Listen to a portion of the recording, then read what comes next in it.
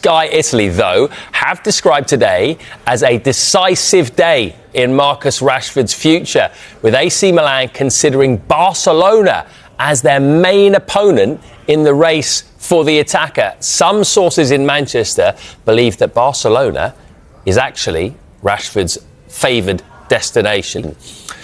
Interesting, this, isn't it? I mean, you can see the appeal, obviously, of Barcelona. I'm sure it's most people's favourite destination. But in terms of Rashford, are Barcelona in a position to bring someone like Marcus Rashford into their side? We all know about their financial issues and their issues registering players. Yeah, we saw that with Dani Olmo, who's been a bit of a revelation at Barcelona this season. He's been fantastic attacking midfield. And again, it's where Marcus would fit in. Obviously, players have got to go out. You're looking at maybe an Ansu Fati, a Ferran Torres. Arejo's been linked with Juventus, and that move is something that could potentially go through. But now Ingo Martinez is injured. There's question marks there at the back for Barcelona. So I think it's got to be someone on the way out. Obviously, the wages, the fee that they've got to pay to Manchester United for the loan potentially, and then in the summer, if they confirm that as a permanent transfer, there is question marks. Just watched the Spanish Super Cup the other day when they absolutely tore Real Madrid to shreds, 5-2. Didn't seem to have too many problems going forward either. You've got Yamal, you've got Rafinha on the flanks. Where would Rashford fit in to that side? I'm not sure. I think out of all the options, it's probably the most difficult to see where he would play. Maybe Rafinha, he's played in attacking midfield this season around 6 times, but he is incredible off the left, and he's been a revelation. A renovation. Great work. He's been a revelation to them this season. He's captained them a few times. He had such an outstanding performance against Real Madrid, and he seems to be the heart of that attack. Obviously, Lamine Yamal is the youngster and everyone's praising him, but when you see Barcelona attack, he's the main player. So maybe they're seeing Lewandowski might get injured or want to give him a few minutes on the substitute bench, or maybe Rafinha coming into attacking midfield. But I think that place would be harder for him to get in than anywhere else. I think the interesting thing from Marcus Rashford's point of view is, let's not forget, I know I mentioned this last week, he has not played for Manchester United since the beginning of December. He is out of the England picture as we speak right now because he's not playing. So for Marcus Rashford, he needs to play. That is the first priority, you would think.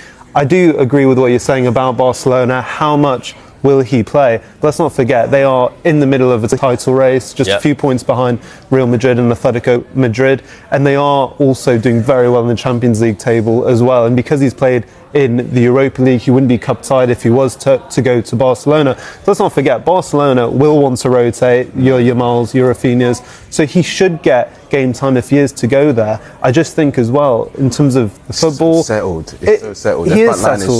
Their front line is so they're so used to each other, and I feel like they're the best attacking team in the world right now, one of. In a way, you have to praise Marcus Rashford if it is his preferred choice, if he does want to go, because as you said, the players he'd be competing against are world class, and perhaps Marcus Rashford hasn't shown that consistency in his career so far that he is at that level, but it's a challenge for him nevertheless. For sure, but I think that, like you mentioned, the position as well. Balde on the overlap, Rashford inside from the left wing, that is the perfect position for him. The movement of Lewandowski off the line, the runs from deep, we saw that against Real Madrid, how potent that is. That's basically Rashford's game. I think it would be exciting. I think Hansi Flick wants depth in attack. But you think about Hansi Flick and the great players he's worked with, he's turned some wingers into some absolute monsters. Kingsley Coman, the likes of Gnabry at Bayern Munich. It would be super exciting for Rashford to move to Barcelona. Deal for them to do, simply because of the wages that are on offer. However, if you look at the relationship between Manchester United and Borussia Dortmund, it's quite good. Because last season, you'll remember, they all organised the deal whereby Jadon Sancho went from Old Trafford to Borussia Dortmund. And look how well that worked out for Sancho. And in the end, look how well that worked out for United. And, of course, for Borussia Dortmund as well. As far as Rashford's camp is concerned, we do know what's been happening. All of the communication so far has been done via them. It hasn't really been club to club yet. And they have been speaking to clubs in Italy, to clubs in Spain as well. As far as United are concerned, if they are to allow this guy to leave, they would prefer a straight loan.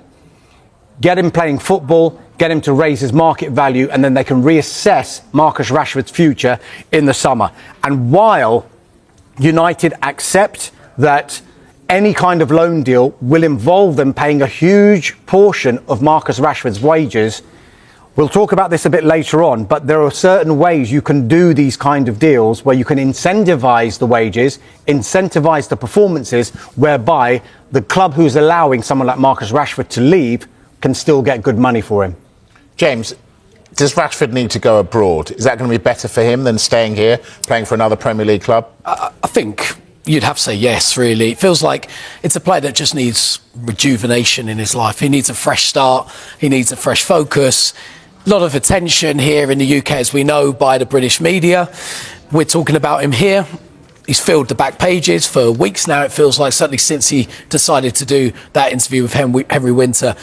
The opportunity to go abroad seems like that's a right fit. AC Milan, as Dharmesh mentioned originally, are interested in him, want to do a deal for him and have an opportunity to sign him. They've got an opportunity to sign one UK or Albanian player in this window. Now, that sounds really strange, but that's all down to non-EU players and Serie A regulations that they have. They can only make a certain amount of signings. So per season, normally they can sign 3 non-EU players plus 1 player from Britain or Albania. Now that varies depending on what clubs have, how many non-EU players they've got in the squad already. So for AC Milan, for example, they made 2 signings in the summer. That was all they could make. They've only got this one little signing available to them, which is a British player. Hence why Marcus Rashford is one of the names mentioned, and it seems like that would be a good fit for him. So if it is Marcus Rashford to Milan, where does that leave Kyle Walker? Well, what I was saying there, it means Kyle Walker won't be going to Milan, and it feels like AC Milan now are focusing their attention on a forward and on potentially bringing in Marcus Rashford. There isn't room for 2 British players. Now, I mentioned the regulations. If AC Milan were to sell a non-EU player, that wouldn't open up an opportunity to bring in another player. It doesn't work like that in Serie A according to regulations. So for Kyle Walker, AC Milan might not be the destination. There's plenty of other destinations for a 34-year-old experienced right-back who's won pretty much everything, certainly everything at club level in the game, and the likes of Inter Milan, Bayern Munich, Saudi Arabia clubs would be interested. I've read a report that Real Madrid might be interested in bringing him on loan for the remaining 6 months of the season. There will be opportunities for Kyle Walker in this window, there's no doubt about it. OK. Well, as things stand, Walker remains a City player.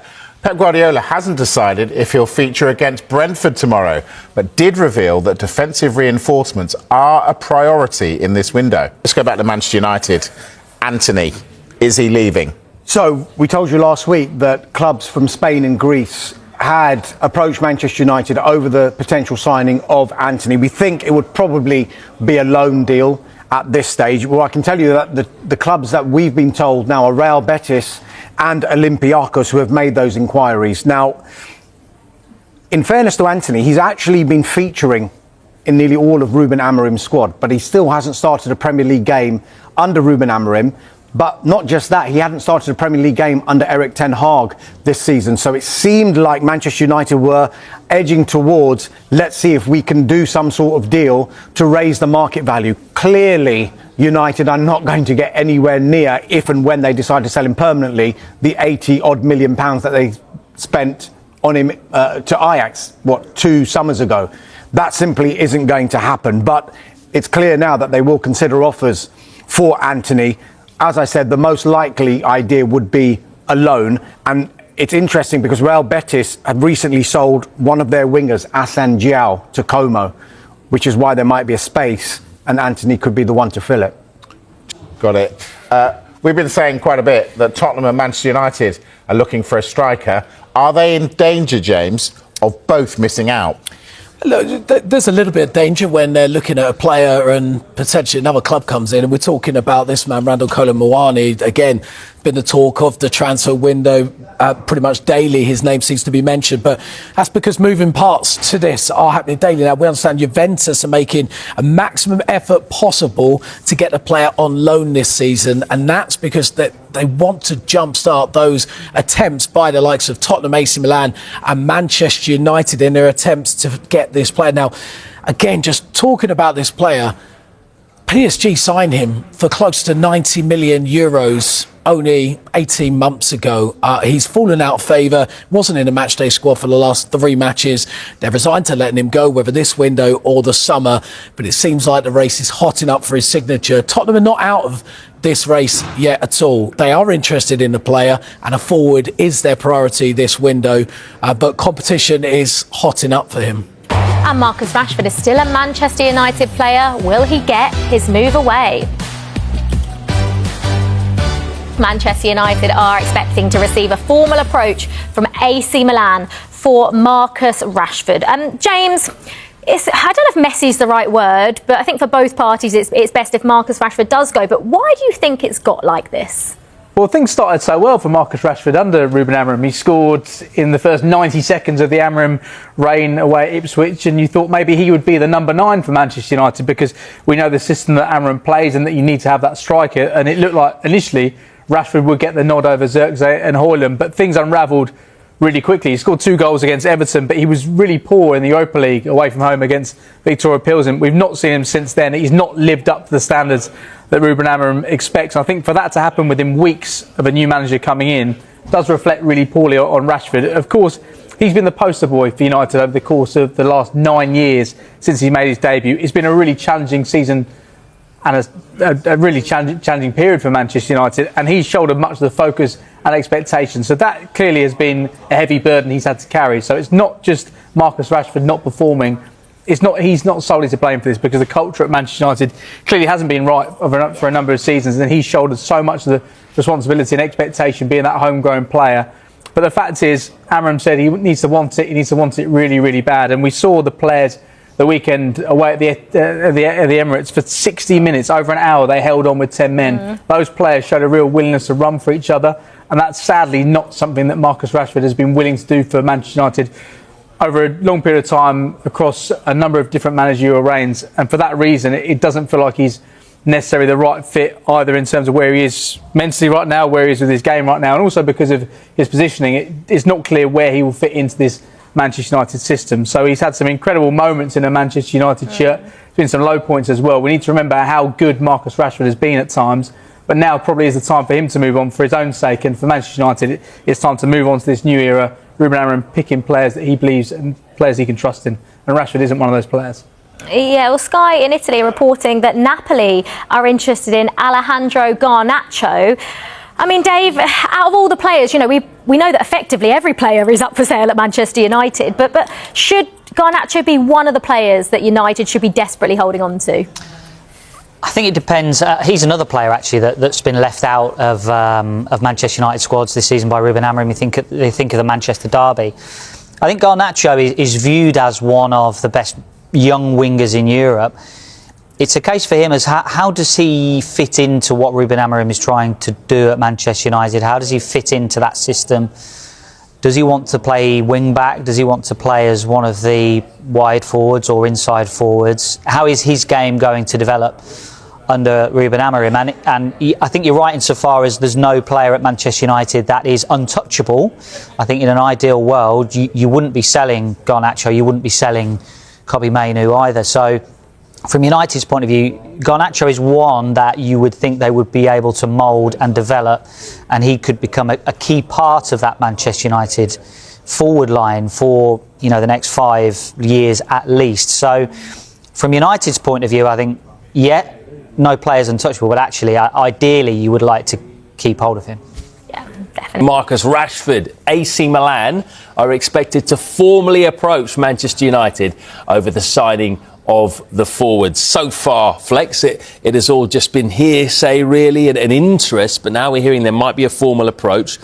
When you look at all the options that we've heard in terms of interest, a bit from Italy, Como potentially interested, Dortmund have shown interest, West Ham in the Premier League. When you look at all those options, is this starting to look the likeliest and best fit for everyone? Yeah, I think so. In my opinion, when I've started to look at some of the clubs that have been involved in potentially signing Marcus Rashford on loan in this window, AC Milan was the one that stood out to me as a fan and sort of looking at it from an economical perspective as well.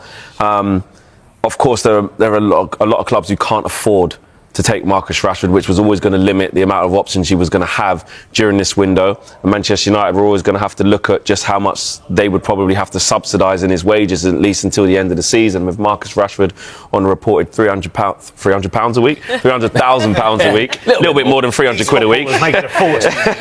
But the way he's been playing, but £300,000 a week, yes.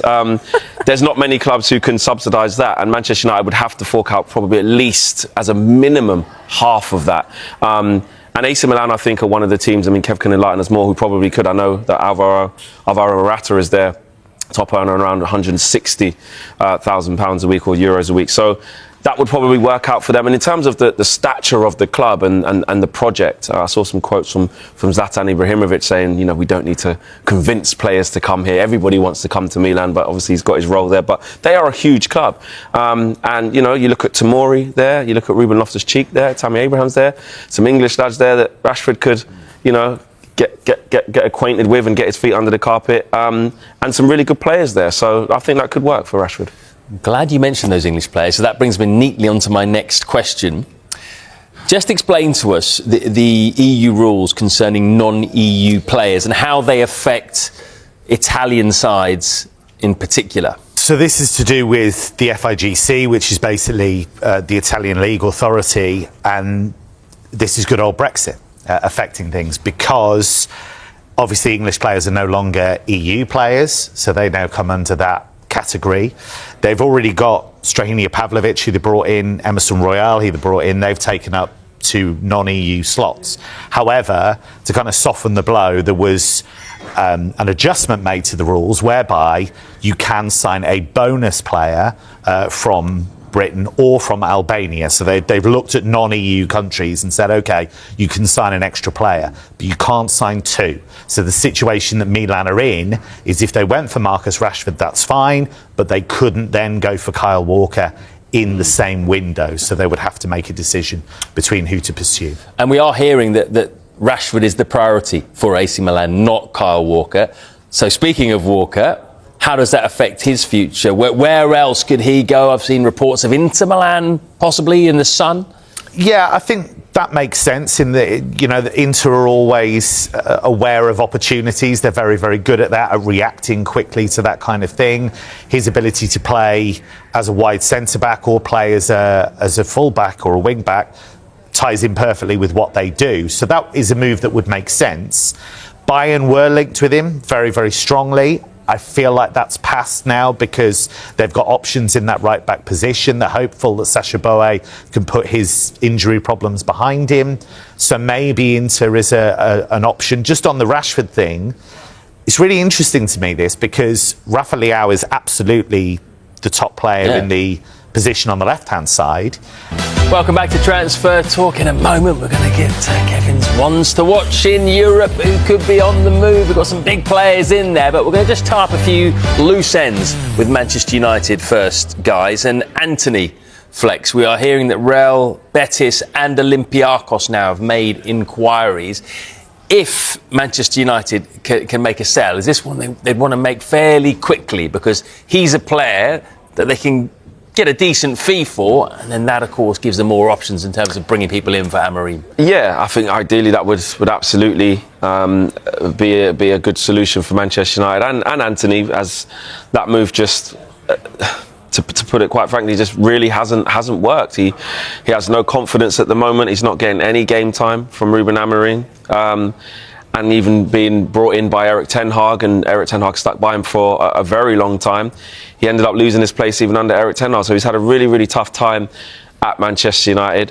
And again, we keep finding Manchester United in positions whereby they have players on huge sums of money. Antony reportedly on, in excess of £200,000 a week.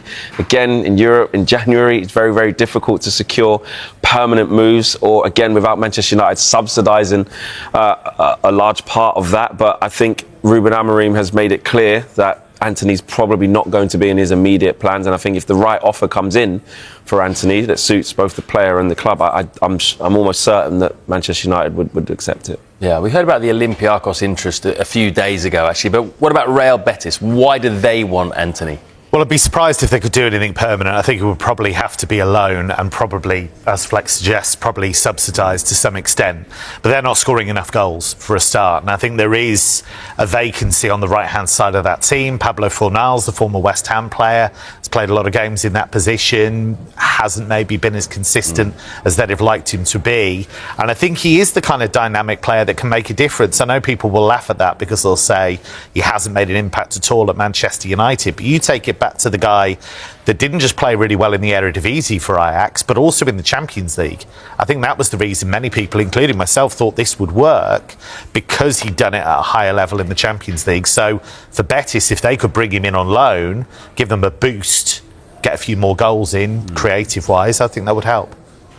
Manchester United are about to make a signing. We are hearing Diego Leon, 17-year-old left wing-back from Paraguay, plays for Cerro Porteño in Paraguay. He's having a medical today ahead of finalising a pre-contract agreement for the summer. That looks like that's one for the future, probably 2, 3, 4 years' time. But, Molly, do you expect that to not be the only left wing-back that Manchester United sign this January? I'd be amazed if it was. I mean, Ruben Amorim's style of play, that 3-4-3 setup, they need high energy wing backs, quite frankly. I think, both ends of the pitch. Diogo Dalot did a good job, in fairness, against Liverpool at Anfield, but I can't see him occupying that position on a full-time basis. Ahmad will return to right wing back on a longer term basis as well. So I think creativity on the left is badly needed, and that's not going to be satisfied for Ruben Amorim in just one player. Yeah, there's possible interest in Nuno Mendes from PSG as well. So anything happens there, we will let you know. Right. In terms of the name that's popped up a few times already in this window, we're hearing Manchester United and Spurs have shown interest, but Juventus seems to be quite confident about getting over the line. Are they in pole position? Well, that's the link that has been the most enduring one. That seems to be, from the reporting in France and Italy, the move that Kolo Muani himself is really interested in making. I think they need another forward. Juventus, no doubt about that. I think there's too much reliance on Vlahovic. I think as well, they're not winning enough games. Too many draws for Juventus. So he's the kind of dynamic player that I think could get them winning a few more games. So I think he'll certainly leave Paris. It's just a question of where. Why don't Arsenal go in for him? Yeah, I think they should. Personally, I think, we talked about him last week, didn't we, about what he could bring to a team. He could play through the middle, he could play wide, so he could play on that right-hand side in place of Saka. And I'm really surprised that Arsenal haven't even explored it, or at least we don't know that at this stage. Might done. Is that the question you were going to ask? I was just going to ask, in terms of Kolo Muani, we've heard a lot about him being multifaceted. He can play in multiple positions. For Arsenal, I think what they're crying out for is a definitive striker and a defensive player who can play on the left-hand side in terms of their strongest lineup. What is Kolo Muani's best position? Because we've seen him play in multiple positions, not just for France, but also for PSG. I think if you look at the way that he plays, there's a lot of movement across the line anyway. And I think even when he's played up front for Eintracht Frankfurt, for example, a lot of that was moving into wide areas as well. So he's not a focal point per se. You wouldn't just shove him up there and expect him to just kind of lead that line in that way. But I just think he's a top player. And I think at Paris it hasn't worked out. Luis Enrique doesn't fancy him, and so he needs a move. But I still believe the talent is absolutely there. We'll also be live to Old Trafford, where Manchester United have a decision to make on Marcus Rashford's future. And we'll have news on Joshua Zirkzee, who could also be on the move.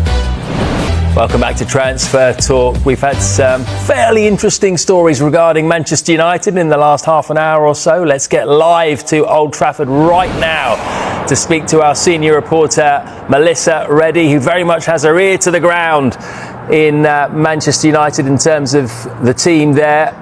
First of all, Melissa, obviously the question is Marcus Rashford. How will this month play out? Do you think that he will be at the club come February the 3rd? The ideal situation would be if Marcus Rashford lands a permanent transfer somewhere. The player has said he's open to a move. It's quite clear that Ruben Amorim hasn't seen what he wants from Rashford on the pitch or off it, and Manchester United are in a sell to buy position. So that would work across all fronts. However, that solution is very far off given the financial parameters involved in doing such a deal. Now, colleagues from Sky Italy are reporting that Milan, they're having discussions whether a loan move would be possible and plausible for Rashford, but that would largely depend on how much of his salary United would still cover. Now, given the fact that Rafael Leao is set to return from injury and he's stationed on Rashford's favoured left side, it's not concrete that Milan will turn what is currently a consideration into actual action. But in terms of Rashford, it's quite clear that it's not working out for him as things stand. It would be in his best interest to move away. How that works either on a temporary basis or on a long-term situation is going to require a lot of contorting from United's end. You mentioned sell to buy there. So if Rashford goes or if he departs even on loan, will Ruben Amorim then be able to buy? That's part of the reason why a permanent transfer would be so good for Manchester United, because as an academy product, Marcus Rashford would be banked as pure profit and they could reinvest all the funds of the sale back into the team. Now, if a loan move is secured and a large portion of his wages is taken off the books, that would also be quite helpful. What was interesting was to hear how Ruben Amorim actually switched his tone about the transfer window last week. On Monday, he was telling us there's no point looking at the window for solutions for Manchester United given their position of needing to sell to buy. But by Friday, he was saying to us that United do have their eyes open in the market and they will try to do something. Now, he didn't want to give away which positions the club are looking at, but we know that wing back and specifically on the left side, that is a priority area for them to solve. I mentioned Nuno Mendes from PSG last week, that the club really like him. What I'm also told is there's a need to inject a directness into the squad, more aggression through a more dynamic profile. So somebody who gives you technical quality and speed, strength in the duels, specifically in that midfield area. So I think United are trying to see how they maneuver what is going to be quite a constricted market with their limited funds. They're trying to do something clever and something helpful for Ruben Amorim. Okay, then what about other outgoings then, potentially? We mentioned Joshua Zirkzee before we got into you.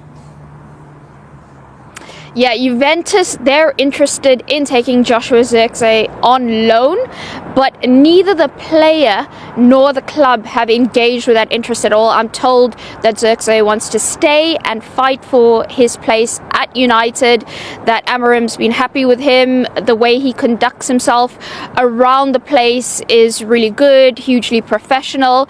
So far, nothing has changed on that end. Now, United are open to both loan and permanent transfers for a number of players who don't feature in the club's long-term planning. Now, those include the players out of contract like Victor Lindelof, Christian Eriksen, Tom Heaton, but it extends also to players like Casemiro and Antony. Suitable offers for them would be considered. And then when you look wider into the squad, there are players there that they may feel themselves they'd want to move on. They feel that they've done all they can at United. The club very much willing to engage suitors because they know in order to reach the next level under Amorim and create the squad more in his image, there has to be outgoings to facilitate all the incomings. Great stuff. Thanks very much for the update, Melissa.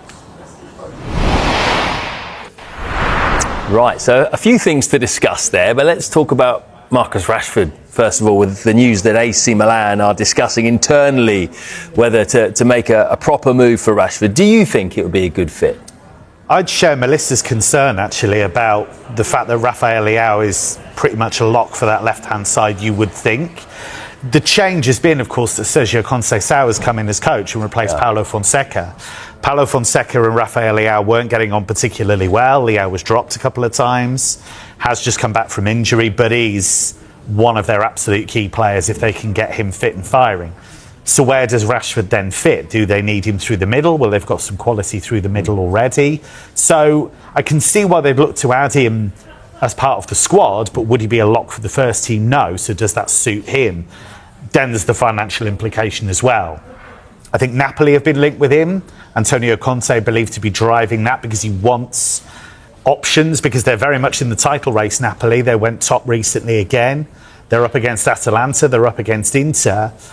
And Conte, we've seen him bring in Scott McTominay to great effect. He was brilliant recently. They won 3-0 at Fiorentina. He scored, got man of the match. He's been exceptional. So there's a link there, of course. McTominay could say, how well it's going in Naples. So I think there'll be interest in him, but the finance is a big deal. And is he prepared to fight for a place wherever he goes and not be an automatic first 11 player? There's a lot of interesting stuff that we've heard about Man United in the last few minutes. For example, Antony is apparently attracting interest from clubs in Greece and Spain, and also that Joshua Zirkzee, as we heard there, Juventus are interested in taking him on loan. So are a number of other Italian clubs and possibly even some Premier League clubs.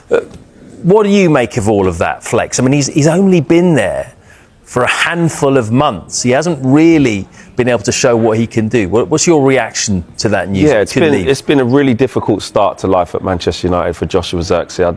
I think we can all see that and acknowledge that. He will acknowledge that as well. He's coming into a new league, into a team that has been massively struggling and has changed managers very, very quickly as well. He's bought for one system under one manager. Ruben Amorim comes in after a few months and has a completely different set of ideologies that he wants the players to take to. And Joshua Zirkzee hadn't even got comfortable in Erik ten Hag's system, or lack of at the time. So it's been really, really difficult for him. He's had some tough moments, and it wasn't great what happened at Old Trafford when there was a mixed reception for him against Newcastle, but since then the fans have seemed to got behind him and galvanise him, and it's good to see him. Well, from what we're hearing from the reports anyway, that he wants to stay and fight for his place and stay and see what this looks like. Now, from what I've seen, he looks like he struggled with a little bit of the pace of the Premier League, to get up to speed with it and to get his best attributes to the forefront. But Manchester United, look at the team. The team's been ever-changing. The team has been absolutely, in a terrible bit of form where nobody's looked good. So I also think that Ineos are quite ruthless as well, though. And if the right offer came in on a permanent, maybe financially they would want to maybe get Ruben Amorim something that maybe suits his system more. However, if Ruben Amorim's happy to have him and it's very, very early on, I think you need to give him at least a full season from here on out anyway to see how that pans out. So I'm a little bit surprised to hear that it could have been a move, but I'm not surprised to hear that it's in Serie A. We've done so well at Bologna. Yeah. Really, really, really well tipped to come here and do well in the Premier League. Hasn't happened. So to hear the host of Italian teams interested in him, I'm not surprised. Yeah, so just to reiterate, Juventus are interested in signing Joshua Zirkzee on loan. Inter, Napoli, AC Milan also interested, and some Premier League clubs. However, we should stress that Zirkzee has no interest in leaving. He loves the club. He's determined to prove himself in the Premier League. So we'll keep you updated on that one. Need to improve recruitment. Yeah, plenty happening, but we start with Marcus Rashford. AC Milan have indicated they would make Rashford a key player if he was to join, and they seem to be the front runners for now. Here's what their manager Sergio Conceição has said today when asked directly about the Manchester United forward. There's a question or two that might go slightly off topic, but I'm here to answer or not. Marcus Rashford is an excellent player, just as a number of other players are for other teams and so on and so forth. We'll see what happens. We'll see what happens, Michael. What's our understanding on the Rashford situation? Yeah, interesting one and a slight development today, but I feel significant. If United are to allow Rashford to leave, it's understood United are leaning towards a straight loan before reassessing his future in the summer. Adding an option would be considered, but the price would have to be right for United. So that's an interesting one there. We've seen it with loan deals before for Manchester United, seeing how the player gets on. Does the value increase after a good loan move? As you've reported all week, there's been interest from Italy and Spain, and of course, tentative interest from West Ham United. Yeah, and I mean, Ruben Amorim held his news conference earlier on today, didn't he? It's a small matter of Arsenal away in the FA Cup, but clearly there were questions on transfers and, of course, on Rashford. Always with the FA Cup weekend, but it's the January transfer window, and of course, we asked Amorim on Rashford. We will see, guys. Let's focus on the game. They are available. They are training. We will see the selection for this game. They have to focus just in playing the next game. Yeah, he's not giving much away. He's just focusing on the game, and he's continually being asked about Marcus Rashford is Ruben Amorim. Just on another striker that should Manchester United allow Rashford to leave, there's been lots of talk about Kolo Muani from Paris Saint-Germain. He remains a player of interest, we're told, to Manchester United, but there's been no further contact since they initially inquired about Kolo Muani. They've had a long-standing interest in him, of course, because they scouted extensively in 2023 before they bought Rasmus Højlund. But aside of the fact that United are looking at him, Michael, there are a number of other clubs who'll be interested as well, won't there? Yes, Dharmesh. Staying in the Premier League, I understand is that Tottenham Hotspur are still interested in Muani. Ange Postecoglou really wants to add another forward to that front three. And a bit of news we're getting this evening that Sky Italy, from our colleague Gianluca Di Marzio, they're reporting that Juventus are convinced they're in pole position to sign Muani. AC Milan, another club from Serie A, chasing the France international. And Milan say they've not given up on their pursuit of Muani, according to Sky in Italy, but Juve believe they are the front runners. Yeah, because Juve also were looking at Joshua Zirkzee. They're looking at Muani now. Does that leave the door open for AC Milan maybe to go and get Rashford? But aside of Rashford, two other players that have been in the spotlight this week are Kobbie Mainoo and Alejandro Garnacho. And Mark, finally a little bit of clarity from Amorim after a week of speculation on these players. Yeah, well, Ruben Amorim, the Manchester United boss, speaking to the media today, fending off all sorts of questions with regards to transfers. High on the agenda, like you rightly say, Kobbie Mainoo and Alejandro Garnacho. We said on Wednesday on this very show that they were not for sale, and Manchester United were not actively looking to sell them, despite some media speculation and reports that the club were looking at these two players, particularly Kobbie Mainoo, because of the PSR situation and the fact that they have to make sure they meet the financial requirements of the Premier League. Mainoo has a contract until 2027 and Manchester United have a year option on that. Alejandro Garnacho has a contract at Old Trafford until 2028. So they're very much players under contract. Manchester United hold the cards and can do whatever they want with regards to those two players. And Ruben Amorim has been speaking about Mainoo and Alejandro Garnacho in his press conference today. Here's what he said. My players are always my favorites, so I really love my players. I want to keep my players, especially the talented ones. So, like I said, it's a special moment in this club. It's a hard moment, we will see, but of course I'm really happy with Kobbie, he's improving, and also with the Garna. I don't remember to say clearly that I want new players. What I said is that sometimes the profile for this system is different. And the players come here with a different idea how to play. What I said is that we need to improve recruitment. When we are targeting players, we need to have sure that they will cope with the demands. Our idea is always to keep the best players and the players that we build for this club. But we know the position that the club is in the moment. We will see, but I'm very happy and I really like our players, especially the guys from the academy. Yeah, interesting quotes there from Ruben Amorim. Rather more forthcoming on Mainoo and Garnacho compared to what we heard him say about Marcus Rashford. And you mentioned it there, Mark, about the contract for Mainoo up in 2027, an option of a further 12 months. We're told that talks have taken place over a new deal, and the term I've been given is that the lines of communication remain open. So Manchester United, no doubt, will want to reward Kobbie Mainoo for his good performances for the club. So let's go from